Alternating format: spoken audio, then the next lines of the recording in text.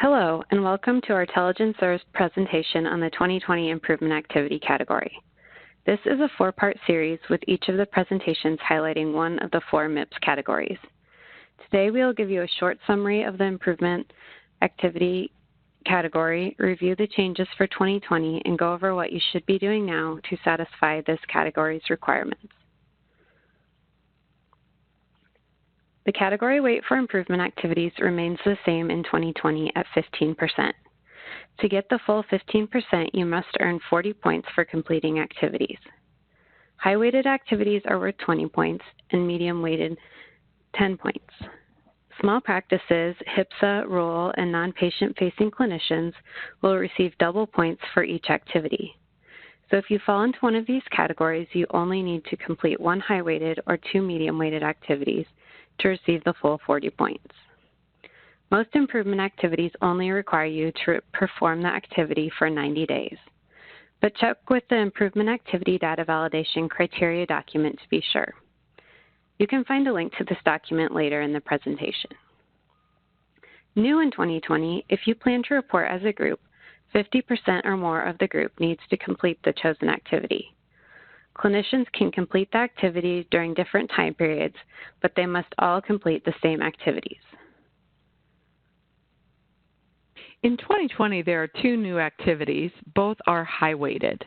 The first is drug cost transparency. To complete this activity, the clinician must provide counseling to patients about the cost of the drugs and help them find alternatives or financial assistance if appropriate.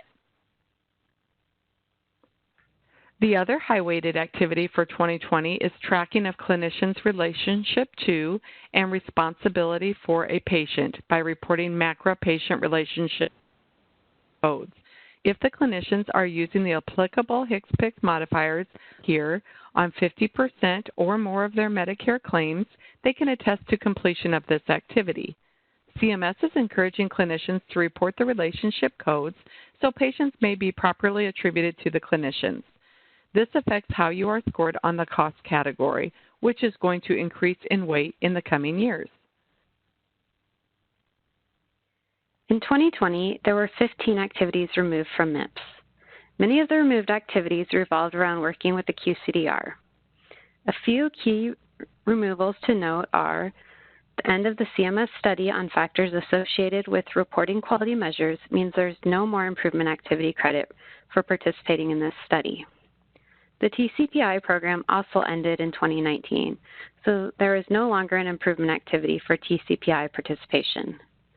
The registration in the Prescription Drug Monitoring Program activity has been removed because CMS believes simply registering in the program is not enough.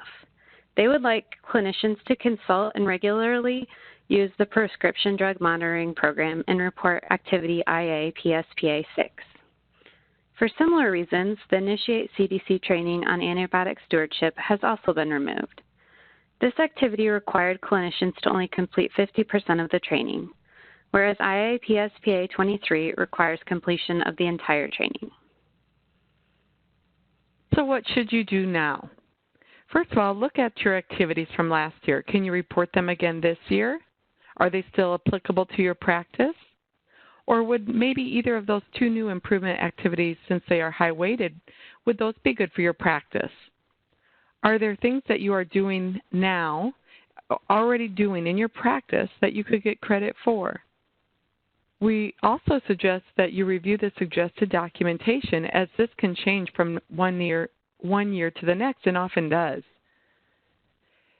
You want to make sure that once you've selected your activities that you consult with the Data Validation Criteria document, the link is right here, to make sure that you can prove completion of your activity in case of an audit. Remember to keep all your MIPS documentation for at least 6 years. Here are some great resources for the Improvement Activity category and general MIPS participation. Please feel free to reach out to Kelly or I with any questions you may have. Here is our contact information as well. Thanks again for watching our presentation. Don't forget to also check out our presentations on the quality, promoting interoperability, and cost categories. Thanks. Have a great day.